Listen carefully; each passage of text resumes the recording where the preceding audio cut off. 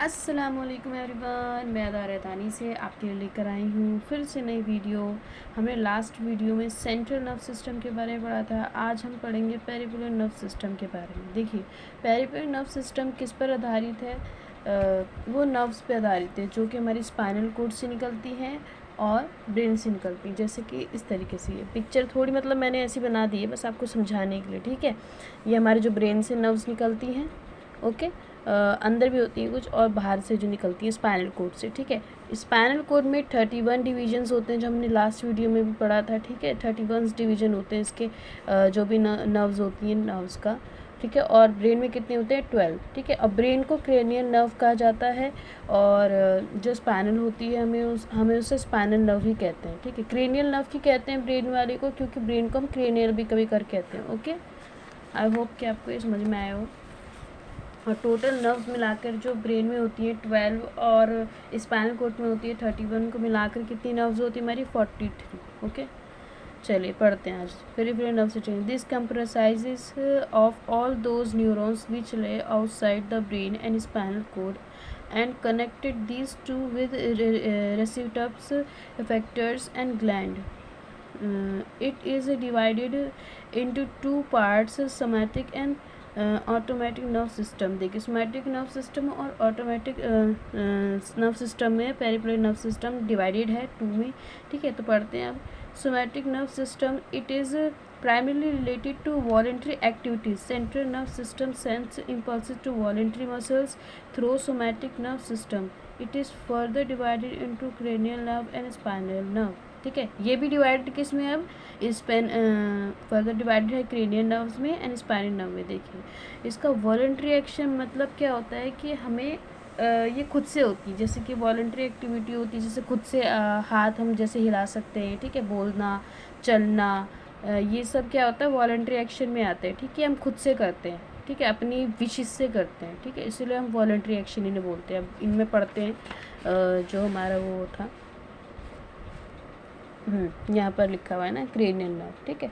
देखिए, cranium originate from the bony skull, ठीक है। बोनी स्कल में पूरा कवर होता है, उसके बाद माइनिजिस आती है जिसमें ड्यूरा मैटर और पिया मैटर और एंड्रॉयड मैटर आता है, ठीक है। And are found in pairs of 12 nerves, ठीक है, जो मैंने आपको बताया। These are motor, sensory and association nerves, ठीक है। इनका बस ये इतना ही है। और स्पाइनल नर्व में क्या होगा? originate at regulate interval from the spinal cord and they are in 31 pairs and are divided into 5 parts। देखिए, यहाँ पे 5 parts इसके दे रखे हैं। डिवीजन कितने होते हैं इसके? 31, जो मैंने आपको बताया है, ठीक है। और सर्वाइकल नर्व होती है इसकी 8, जो कि हमारे नेक में होती है, ठीक है। थोरेसिक, जो भी इसका नाम है, 12 होती हैं हमारी चेस्ट में होती है। लंबर होती है 5, जो हमारे वेस्ट पार्ट की तरफ होती हैं, ओके। और सेक्रल नर्व होती है 5, एंड ऑफ स्पाइनल कॉलम, ठीक है। स्पाइनल कॉलम में एंड जो हो रहा होता है, और ये वाली जो होती है सबसे एंड वाली में वाली 1 बोन होती है, ओके। चलिए, हमने वो पढ़ लिया सोमैटिक नर्व सिस्टम, ठीक है। वो वॉलेटरी एक्शन होता है जिसे हम खुद की विशेष से करते हैं, जैसे हाथ हिलाना, अपनी तरफ से चलना, खाना, ये सब, ठीक है। बोलना वगैरह, sorry.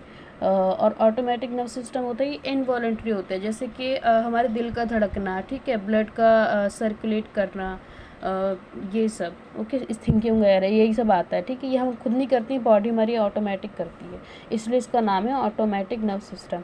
This is rather important portion of peripheral nerve system. It is comprised of those neurons और nerve cells which regulate and control involuntary muscles, ठीक है। जैसे ग्लैंड्स हो गया, लाइक किडनी का क्या है, cardiac muscles, endocrine glands, etc. All thought connected with brain and spinal cord. It acts in an independent manner. Automatic nerve system is further subdivided into somatic nerve system and parasomatic nerve system। देखिए, जो somatic nerve system था वो cranial spinal cord में divided था। ये भी divided है किसमें? सोमैटिक नर्व सिस्टम में और पैरासोमैटिक नर्व सिस्टम में। देखिए, सोमैटिक सिस्टम पढ़ लेते हैं। Is located is the thoracic and lumbar region of spinal cord and is therefore known as क्या था? थ्योरो थोड़ा उसका कंफ्यूजन नाम है, कोई नहीं। System it acts it integrated manner, it prepares our body for emergency situation when faced with danger in activity. Adrenal gland and pancreas thereby increases the quantity of blood sugar in blood and also increase the rate of metabolism. All these changes in this body give us extra energy to meet the emergency situation. देखिए क्या करता है, हमारी emergency situation में काम करता है।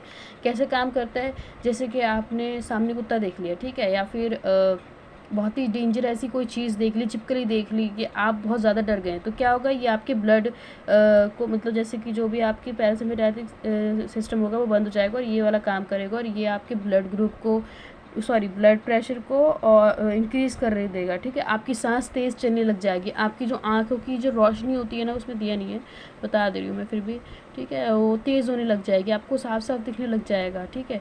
और उसी को मैनेज, ठीक है, यही सब होता है इसमें।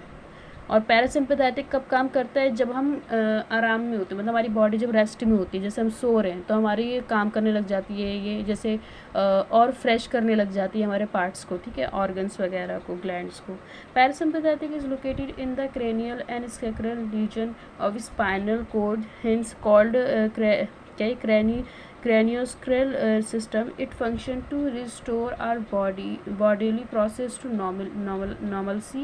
In other word, it is the opposite of sympathetic system, ठीक है, अपोजिट ही हो गई एक तरीके से, ठीक है। ये क्या करता है, हमारी इमरजेंसी सिचुएशन में काम करता है और ये हमारी एकदम रेस्ट वाली सिचुएशन में।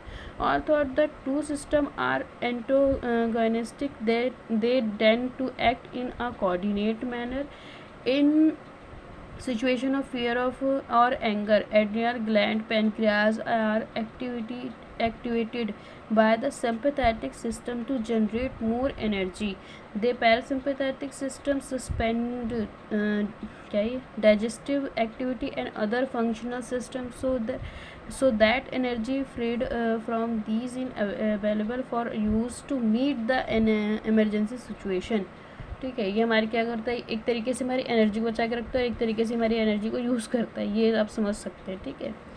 और मैंने बताया कि इनवॉलेंट्री उसमें आता है, हमने ये पढ़ लिया है। अब देखिए हम वो पढ़ लेते हैं इसके रोल ऑफ एंडोक्राइन ग्लैंड। देखिए एंडोक्राइन ग्लैंड हम क्यों बोलते हैं, जो हमारी बॉडी पार्ट्स के जो ग्लैंड्स होते हैं, ठीक है, ग्लैंड्स क्या होते हैं, दूर दूर होते हैं, जैसे कि ये आपने एंडोक्राइन ग्लैंड देखा है, पैनक्रियास देख लिया, ठीक है, ओरल्स देख लिया, टेस्टिस देख लिए, थाइमस देख लिया, ये सारे हमारे क्या है ना, दूर दूर ग्लैंड्स है, ये एक इनका अपना अलग रोल है और ये दूर दूर है, यही सब बता रखा है, ठीक है। Endocrine glands are a group of glands that release their chemical substance known as hormones, ठीक है, डायरेक्टली इनटू ब्लड स्ट्रीम।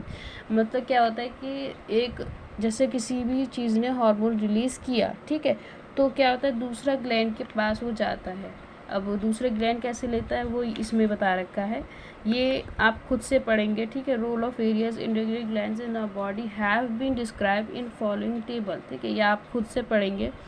जैसे यहाँ पे देखा है हाइपोथैलेमस दे रखा है, हाइपोथैलेमस क्या रिलीज़ करता है, hypothalamus releasing and inhibiting hormones, ठीक है। और इसका टारगेट क्या होता है, एंटीरियर पिट्यूटरी में मतलब पहुँचाने के तरीके से ये, ठीक है। Major function of hormone regulate anterior pituitary hormone, ये सब दे रखा है, आप इसे खुद से पढ़ेंगे, ठीक है। ये इजी भी है, खुद से आप पढ़ के समझ लेंगे वैसे। और अगर आपको कोई दिक्कत होगी तो आप मुझे बता देंगे।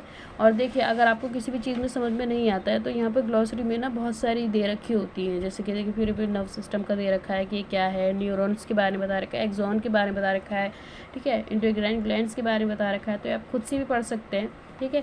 तो आज का चैप्टर सिर्फ इतना ही था, तो अभी अब मैं नेक्स्ट वीडियो में मिलेंगे हम सब। तो आज के लिए अल्लाह हाफिज़।